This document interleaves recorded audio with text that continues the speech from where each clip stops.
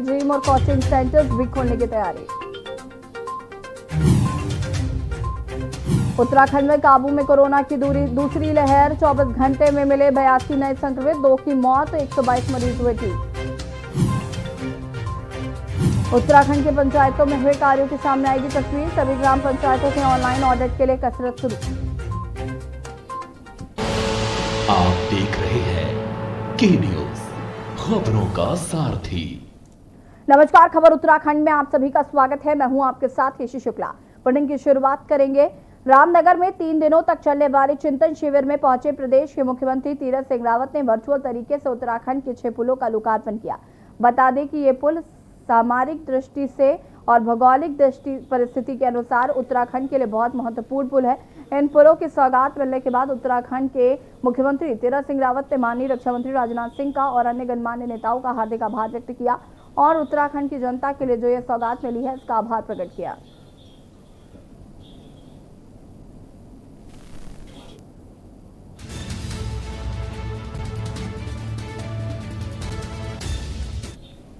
आज माननीय राजनाथ सिंह जी, भारत सरकार रक्षा मंत्री जी ने ऐसे जो बॉर्डर रोड के उत्तराखंड के भी जिनमें 6 ब्रिज ऐसे हैं उनका लोकार्पण किया है। सामरिक दृष्टि से भी हम लोगों को उसका फायदा है और साथ ही यहाँ के जनता को सौगात मिला है जिसकी हम कई दिनों से प्रतीक्षा में थे। इसके लिए हम माननीय रक्षा मंत्री राजनाथ सिंह जी का।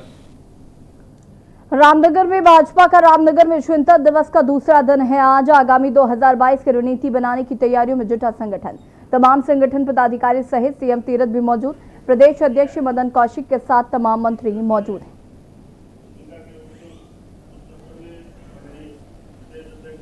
आपको बता दें कि चिंतन बैठक चल रही है। 2 दिवसीय माफ कीजिएगा दूसरा दिन है और 3 दिवसीय चिंतन शिविर में पहुंचे हैं मुख्यमंत्री तीरथ सिंह रावत। 2022 में उत्तराखंड में विधानसभा चुनाव होने हैं, ऐसे में ये चिंतन बैठक काफी महत्वपूर्ण मानी जा रही है। एक रोड मैप जो है वो तैयार किया जाएगा इस चिंतन शिविर के जरिए। काफी महत्वपूर्ण है ये चिंतन शिविर। 3 दिवसीय चिंतन शिविर शुरू किया गया है। उत्तराखंड में 2022 में चुनाव होने हैं, जिसको लेकर एक रोड मैप जो है वो तैयार किया जाएगा। मिशन 2022 का रोड मैप तैयार करने के लिए उत्तराखंड भाजपा के दिग्गज शिकलों में जुट गए हैं। मंगलवार तक बंद कमरे में चुनाव जीतने के फॉर्मूलों को नफा नुकसान की कसौटी पर कसते हुए आगामी चुनाव के लिए रूपरेखा अंतिम रूप लेगी। मिशन 2022 का रोड मैप तैयार करने के लिए उत्तराखंड भाजपा के दिग्गज ढिकली में जुट गए हैं। और आपको बता दें कि ढिकली स्थित कोसी व्यू रिवर में आयोजित चिंतन शिविर का शुभारंभ मुख्यमंत्री तीरथ सिंह रावत, उत्तराखंड प्रभारी दुष्यंत कुमार गौतम, प्रदेश अध्यक्ष मदन कौशिक, सह प्रभारी रेखा आर्या व संगठन महामंत्री अजय ने किया। बैठक में शामिल होने आए दिग्गजों का स्वागत छोलिया नृत्य से किया गया। चिंतन बैठक में पहले दिन फोकस कोविड की दूसरी लहर में सरकार व संगठन के द्वारा लोगों को राहत देने के लिए किए गए कार्यों पर रही। कोविड के दौरान किए गए कार्यों पर संतोष जताया गया। इसके अलावा कोरोना की तीसरी लहर से निपटने के लिए सरकार द्वारा की गई तैयारियों पर भी चर्चा की गई और बैठक में अब तक विकास कार्य के तमाम बिंदुओं पर भी चर्चा की गई। मुख्यमंत्री ने सरकार द्वारा किए गए विकास कार्यों पर चर्चा की। उम्मीद जताई है कि विकास कार्यों का फायदा लोगों को मिला है। इसके अलावा विपक्षी पार्टियों द्वारा फैलाए जा रहे भ्रामक प्रचार का जवाब देने को लेकर भी रणनीति पर चर्चा हुई है। कहीं ना कहीं ये जो चिंतन शिविर है ये बहुत ही ज्यादा अहम माना जा रहा है 2022 के जो चुनाव होने हैं उसको लेकर। और इसी खबर पर ज्यादा जानकारी के साथ हमारे संवाददाता राजेश वर्मा और रवि हमारे साथ जुड़े हुए हैं। राजेश, सबसे पहले आपके पास आऊंगी और मैं जानना चाहूंगी कि जिस तरीके से चिंतन शिविर 3 दिवसीय ये शिविर चलाया जा रहा है और कहीं ना कहीं ये चिंतन शिविर 2022 के विधानसभा चुनाव को लेकर काफी अहम माना जा रहा है। जिस तरीके से पहले दिन जो बैठक हुई उस पर कोरोना को लेकर, दूसरी लहर को लेकर चर्चा की गई। एक रोड मैप जो है वो अब तैयार किया जा रहा है इस बैठक के जरिए। क्या कुछ जानकारी है और इस चिंतन शिविर का कितना असर पड़ेगा 2022 के विधानसभा चुनाव में? बिल्कुल, समय जो चिंतन शिविर है वो सिर्फ एक जो है भाजपा का नहीं का ही नहीं चल रहा है, बकायदा जितनी तमाम राजनीतिक पार्टियां हैं वो इस समय आगामी 2022 के चुनाव की तैयारी कर रही हैं। और सबसे पहली बात, इस समय 3 दिवसीय जो चिंतन दिवस जो है वो रामनगर में किया जा रहा है, जिसमें तमाम जो पार्टी के पदाधिकारी, स्वयं मुख्यमंत्री तीरथ सिंह रावत और प्रदेश अध्यक्ष मदन कौशिक वहां पर मौजूद हैं। तमाम पार्टी के कार्यकर्ता वहां पर मौजूद है और आज दूसरा दिन है और वहां पर लगातार जो प्रयास है, क्या रणनीति जो है 2022 के लेकर के चुनाव को लेकर के होगी भाजपा की, उसको लेकर के गहरा मंथन जो है वो वहां पर इस समय चल रहा है। और इसके साथ साथ अगर हम बात करें तो वही जो विपक्ष है, कांग्रेस है, वो वहां पर वो अपना मंथन और प्रदर्शन जो है सरकार के खिलाफ लगातार जो है वो कर रही है, क्योंकि उनको विपक्ष को ये लगता है कि जो रिपोर्ट कार्ड जो 2017 में लेकर के भाजपा आई थी, क्या उन कामों को किस तरीके से सरकार ने किया है, वो प्रेजेंटेशन भाजपा को दिखाना होगा कि उसने अभी तक 5 सालों में कितना काम जो है वो प्रदेश के विकास के लिए और प्रदेश की योजनाओं के लिए किया है। तो ये गहरा चिंतन है, भाजपा के लिए भी एक बड़ा चैलेंज है। 2022 के चुनाव अवसर पर है और कहीं ना कहीं तमाम जो राजनीतिक पार्टियां हैं, वहीं आम आदमी पार्टी की बात करें तो उनका भी राजनीतिक 2022 का जो शंखनाद है उसका आगाज हो चुका है। और एक तरफा से अगर कहा जाए कि तमाम जो राजनीतिक पार्टियां हैं वो इस समय प्रदेश के अंदर सक्रिय हो चुकी हैं और उनका यही मकसद है कि 2022 की जो लड़ाई है, जो जंग है, जो प्रदेश के अंदर जो चुनावी जंग है कहा जा सकता है, जिसको जो आम जनता के दिल में जो जगह बनानी है उसको किस तरीके से बनाया जाए। लेकिन तमाम जो पार्टियां इस समय चिंतन और मंथन का जो है इस समय जो है प्रदेश के अंदर चल रहा है। और तमाम राजनीतिक पहलू की अगर बात करी जाए तो जैसी महासंग्राम जो है वो खाप शोर से इस समय राजनीतिक तौर पे तमाम पार्टियों के साथ प्रदेश के अंदर देखने को मिल रहा है। तो ये रणनीति एकदम साफ है कि 2022 को लेकर के तमाम जो राजनीतिक पार्टियां हैं वो बिल्कुल सक्रिय हो चुकी है। वहीं पर चौथे मोर्चे में या चौथे विकल्प के तौर पे से कहा जाए तो कहीं ना कहीं आज भाजपा सुप्रीमो मायावती का भी इसमें बयान आया उत्तराखंड की राजनीति को लेकर कि वो जो है अगर यहाँ पर चुनाव सब सीटों पर लड़ेंगे और साथ ही जो है किसी का समर्थन जो है वो नहीं लेंगे। तो ये ऐसे ऐसे पहलू हैं कि जिस तरीके से लगातार दिन पर दिन जो 2022 की तरफ दिनचर्या बढ़ती जा रही है, तो तमाम जो राजनीतिक पार्टियां हैं वो राजनीतिक पहलू को समझने के लिए और किस तरीके से आगे जनता के बीच में किस तरीके से रणनीति लेकर जाई जाए, उन तमाम चीजों को लेकर के चिंतन और मंथन और तमाम जो सरकार मौजूदा सरकार है उसके खिलाफ धरना प्रदर्शन का दौर जो है वो इस समय प्रदेश में खास तौर से ये देखने को मिला है। बिल्कुल, कहीं ना कहीं जिस तरीके से राजेश जी 2022 के चुनावों को लेकर चिंतन मंथन चल रहा है और चाहे वो विपक्ष हो या पक्ष हो, सभी तैयारियों में जुट गए हैं 2022 के चुनाव को लेकर। और देखा जा रहा है कि किस तरीके से जोरों शोरों से तैयारियां की जा रही। देखना होगा 2022 के चुनाव में इसका कितना असर देखने को मिलता है। रवि हमारे साथ रामनगर से जुड़े हुए हैं। रवि, आपसे जानना चाहेंगे कि रामनगर में ही ये चिंतन शिविर लगाया गया है और आज दूसरा दिन है, तीरथ सिंह रावत पहुंच चुके हैं इस बैठक में। क्या कुछ जानकारी है? जैसे कि पहले दिन कोरोना को लेकर चर्चा की गई थी, कोरोना की दूसरी लहर को लेकर जिस तरीके से काम किया गया है उसको लेकर चर्चा की गई। आज किस मुद्दे पर बात हो सकती है और किस तरीके से यहाँ पर इस चिंतन शिविर में बातचीत चल रही है? क्या इसको लेकर कुछ जानकारी है? दिन कल शुरू हुआ था सत्र में ये चिंतन शिविर चलने वाला है, जिसमें सुबह 9 बजे से 12:15 तक द्वितीय सत्र चलेगा, जिसमें जो चिंतन किया जाएगा राजनीतिक दलों की गतिविधियों और ताकत व कमजोरी को लेकर चिंतन किया जाएगा। वहीं जो दूसरा सत्र शुरू होगा वो लगभग ये जो सत्र 500 सत्र हैं वो लगभग रात 9 बजे तक चलने वाले हैं। और जिस चीजों पर 2022 के चुनाव को लेकर भी चिंतन किया जाएगा, मुख्यमंत्री किस क्षेत्रों से चुनाव लड़ेंगे उन पर भी सलोनी चर्चा की जाएगी। जी सलोनी।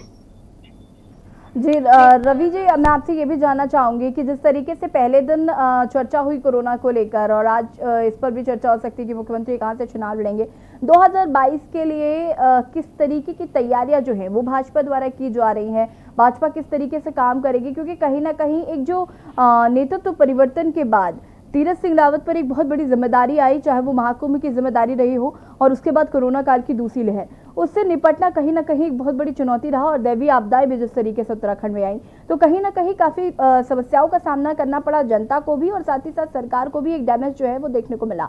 अब इसको किस तरीके से ठीक किया जाएगा? ये जो डैमेज कंट्रोल है इसको किस तरीके से ठीक किया जाएगा?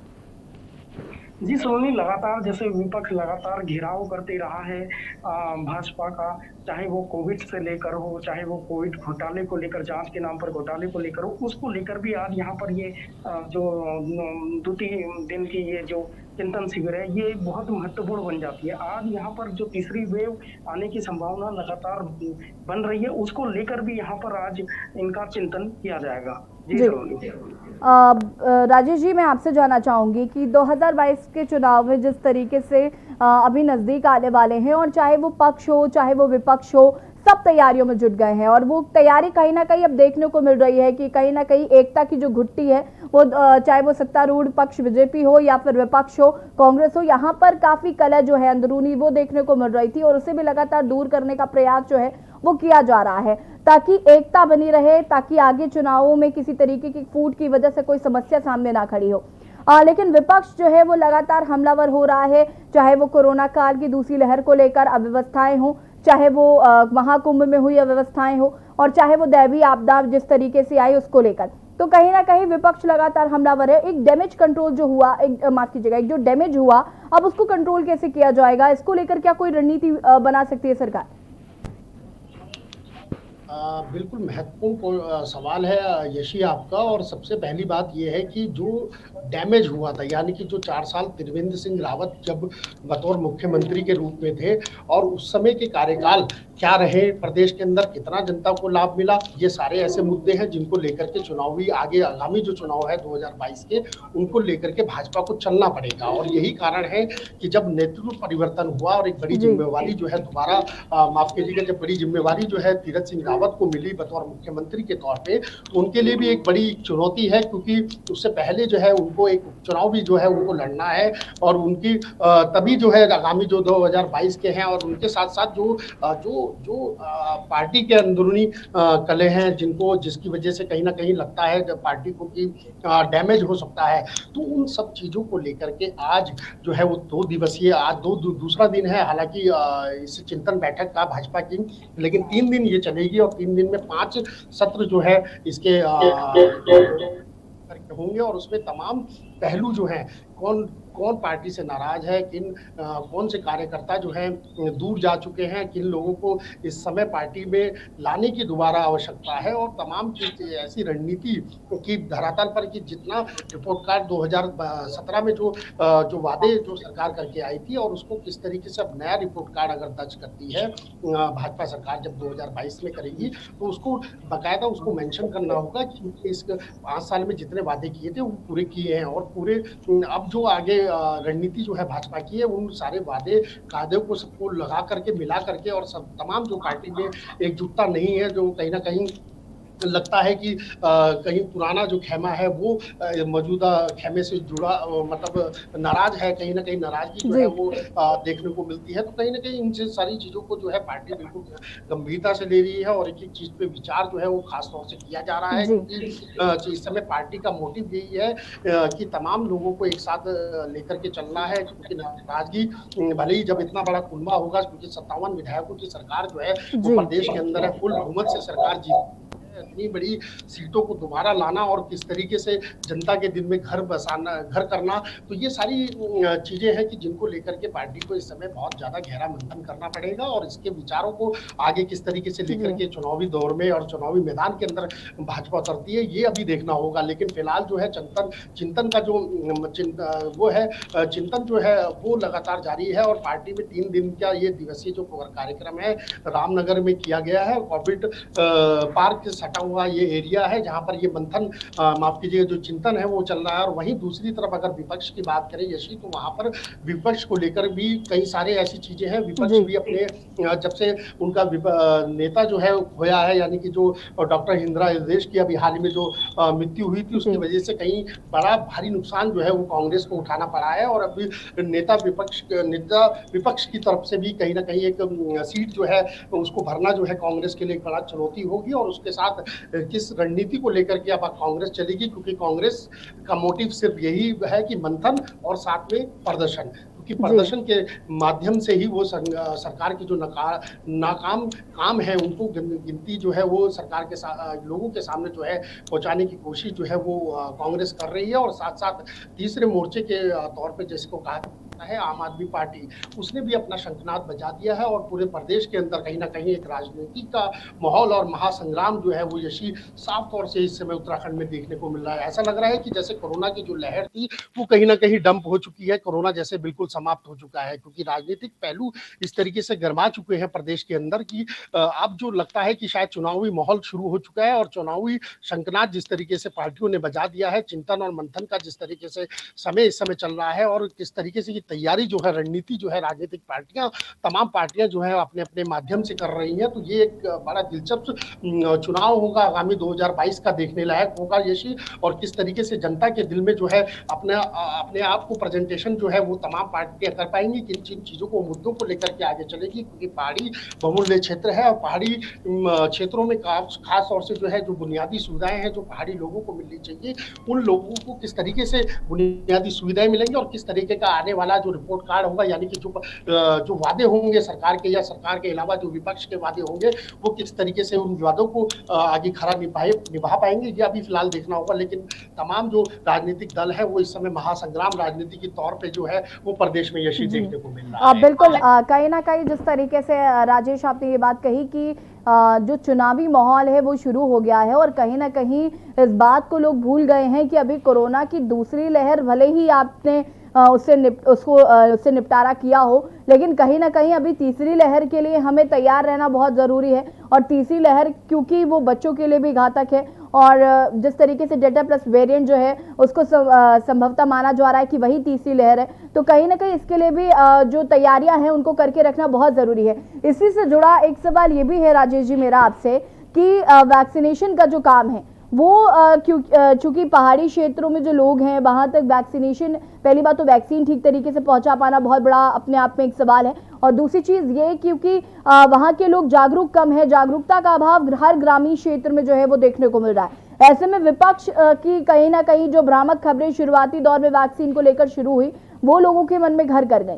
अब कहीं ना कहीं सरकार की एक बड़ी चुनौती ये थी कि वो ग्रामीण क्षेत्रों में जाकर उनको ये जागरूक कर पाए कि बहुत ज़रूरी है वैक्सीनेशन और कहीं ना कहीं वैक्सीन लगवाना बहुत ज़रूरी है। पहली बात तो ये, और दूसरी चीज़ ये कि जो सरकार की तरफ से योजनाएं चलाई जाती हैं, सरकार की तरफ से जो लाभ दिया जाता है, जिस तरीके से लॉकडाउन में परिवारों को बहुत समस्याओं का सामना करना पड़ा, ऐसे परिवारों को जिस तरीके से सरकार की तरफ से जो मदद मिलनी है उसको इस बारे में जानकारी उन तक पहुँचाना भी कहीं ना कहीं ये भी एक बहुत बड़ी चुनौती है सरकार के लिए।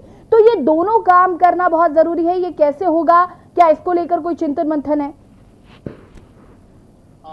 देखिए यशी, सबसे पहली बात तो ये है कि जब नेतृत्व परिवर्तन जब वो प्रदेश के अंदर हुआ और मुख्यमंत्री के तौर पे जैसे मैंने बताया कि तीरथ सिंह रावत ने कमान संभाली है, तो सबसे पहला मोटिव यही है क्योंकि जो कोरोना की लड़ाई है, जो फाइट है पूरे देश भर में, जो देश जो है वो तमाम राज्य जो है वो लड़ रहे हैं, और वहीं सबसे बड़ी चुनौती की बात जो है हमारे राज्य में यही है कि पहाड़ी क्षेत्र है और पहाड़ी क्षेत्रों पर वैक्सीन पहुँचाना बड़ा टिपिकल काम है। और इस समय जो अभी लास्ट टाइम जो है मुख्यमंत्री का जब दौरा था दिल्ली में, तब वो प्रधानमंत्री जी से भी उनकी मुलाकात थी और उन्होंने यही प्रधानमंत्री से आग्रह किया था कि ज़्यादा से ज़्यादा वैक्सीन जो है वो प्रदेश को मिले, और ताकि वैक्सीन जो है पहाड़ी क्षेत्र जो है खास तौर से वो वहाँ तक पहुँचाई जाए, क्योंकि मानसून पीरियड जो है इसी साथ में शुरू हो चुका है। और सबसे बड़ी समस्या जो है वो पहाड़ी क्षेत्रों पे यही आती है कि जो मानसून के दौरान जो है कनेक्टिविटी है जो है वो कहीं ना कहीं टूट जाती है, और पहाड़ों पर जिस तरीके से लैंडस्लाइड होते हैं तो रास्ते जो है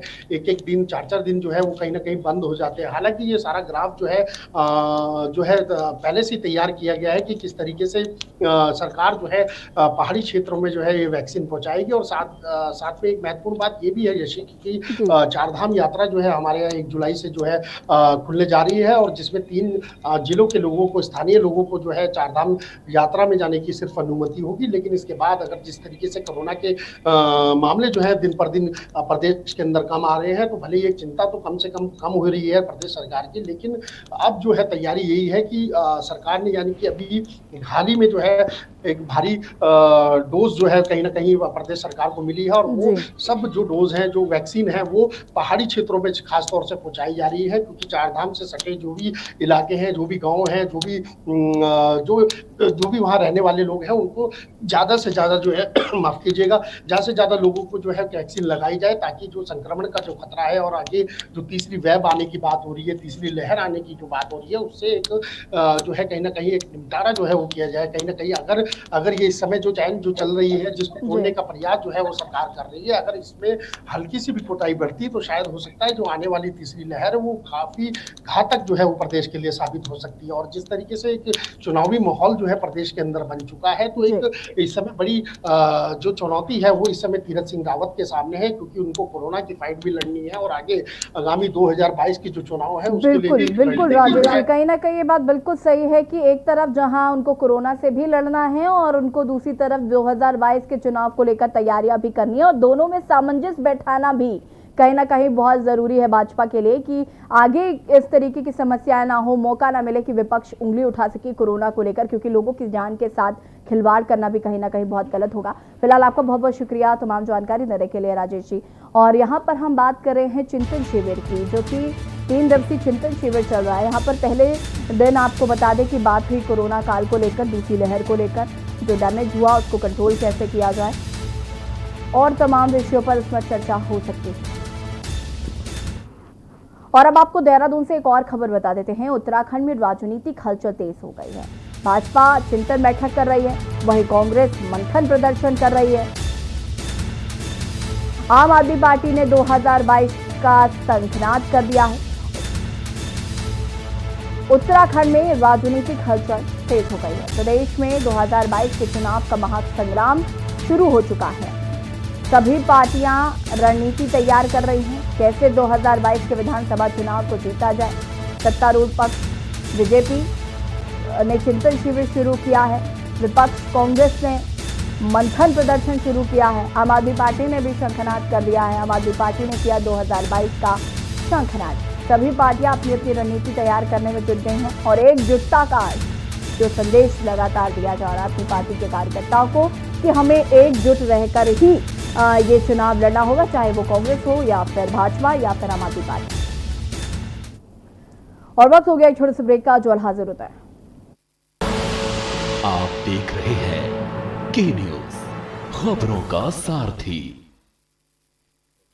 जुबान के लिए उड़ चला गैरों की ज़मीं पर, खुशबू अपने पन की ढूंढता। और दूर कितना भी जा, इस जुबान से दूर ना जा पाओगे। विमल, बोलो जुबान केसरी। आप देख रहे हैं के न्यूज, खबरों का सारथी। ब्रेक के बाद एक बार फिर से आप सभी का स्वागत है। राजधानी देहरादून में कोरोना कर्फ्यू लागू होने के बावजूद भी अनावश्यक रूप से लोग सड़कों पर घूम रहे हैं। बड़ी संख्या पर सड़कों में वाहनों की आवाजाही हो रही है।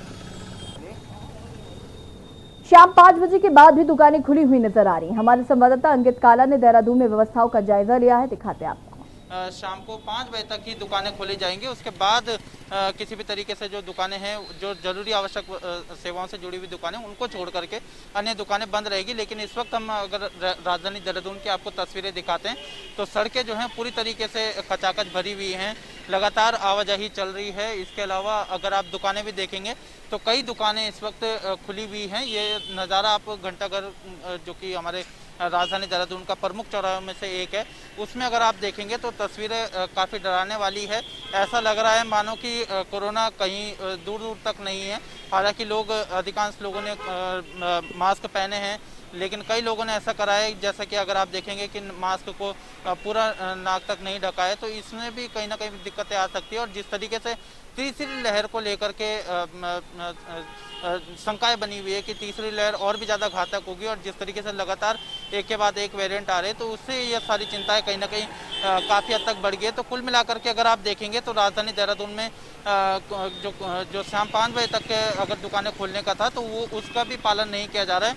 वो तस्वीरें हमने आपको दिखाई। इसके अलावा अगर आप सड़कों पे देखेंगे तो बड़ी संख्या में वाहनों की आवाजाही हो रही है, जिससे साफ है कि जो सरकार की तरफ से जो दिशा निर्देश जारी किए गए हैं उसका अनुपालन नहीं किया जा रहा है। शाम 5 बजे तक के लिए दुकानें खोलने के लिए दी गई थी, लेकिन अभी हमने आपको बताया कि समय 5:30 हो चुका है। आप चाहे घड़ी में भी देख सकते हैं, 5:30 से अधिक का समय हो गया है और यहाँ पर अभी भी लोगों की जो आवाजाही है वो बड़ी संख्या में की जा रही है। इसके अलावा अगर आप दूसरे चौक में भी देखेंगे तो वहाँ पर भी वाहनों का जो रेला है वो आपको देखने को मिलेगा। पुलिस प्रशासन की ओर से कोशिश ये की जा रही है कि किसी भी तरीके से जो अनावश्यक रूप से जो लोग घूम रहे हैं उनका चालान काटा जाए, उनसे वजह पूछी जा रही है। लेकिन अभी भी अगर आप कुल मिलाकर के मार्केट को देखेंगे, देहरादून की सड़कों का हाल देखेंगे तो आपको ये नहीं लगेगा कि किसी भी तरीके से कि जो कोरोना है वो हमारे बीच में। कुल मिलाकर के हमारी भी आपसे अपील ये रहेगी कि भले ही कोरोना के मामले घट रहे हैं लेकिन अभी भी कोरोना हमारे बीच में है, इसके साथ जीने की आदत कहीं ना कहीं हमें डालनी पड़ेगी। लेकिन जो कोविड-19 की गाइडलाइन है उसका पालन भी हमें सुनिश्चित करना होगा। लेकिन कुल मिलाकर के अगर हम राजधानी देहरादून के हाल देखते हैं तो जो सरकार की तरफ से दिशा निर्देश जारी किए गए थे उसका पालन होता हुआ नजर नहीं आ रहा है। अपने सहयोगी गौरव पंत के साथ मैं अंकित काला, के न्यूज़ देहरादून। भगवानपुर के ग्राम सभा बेंगवाड़ी के उपग्राम रेंगाड़ लमखेतु सेरा में नेपाली मूल का 18 साल का युवक सुनील बहादुर भालू के हमले से घायल हो गया। स्थानीय ग्रामीणों ने बताया कि नेपाली मूल का परिवार खेती का काम करता है। युवक सवेरे 8 बजे खेत में काम कर रहा था, तभी अचानक भालू ने उस पर हमला कर दिया। हल्ला होने के बाद युवक को बचा लिया गया। जिला अस्पताल के डॉक्टर परविंदर ने बताया कि भालू के हमले से गनीमत यह रही कि युवक को कोई भी गंभीर चोट नहीं आई।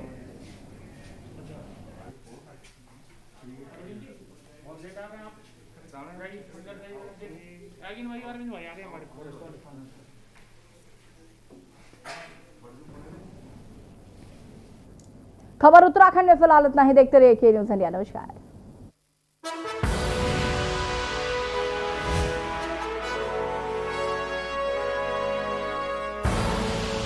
आप देख रहे हैं के न्यूज़, खबरों का सारथी। पर ये दिल है कि चख रहा है उन्हीं अल्फाजों का दूर कितना भी जाओ, इस जुबान से दूर ना जा पाओगे। विमल, बोलो जुबान केसरी। कोर्ट कचहरी के ना लगे चक्कर, सबसे अधिक यही है बेहतर। लेकिन बढ़ ही जाए पाला तो कहां जाए, क्या करें? घबराए नहीं, अब हर मुश्किल होगी आसान। के न्यूज़ इंडिया, वकील आपका देगा समाधान। कीजिए कॉल, पूछिए अपने सवाल। 0512 23900031 और 0512 23900032। वकील आपका, हर रविवार दोपहर 3 बजे केवल के न्यूज़ इंडिया पर। खुदी को आजमाया है तो ये अंदाज आया है, खुदी को आजमाया है तो ये अंदाज आया है। तुम में भी मैं हूं, शुद्ध प्लस पान मसाला। मिलेगा हर समस्या का समाधान। विवाह में बाधा, जीवन में वास्तु शास्त्र का प्रभाव,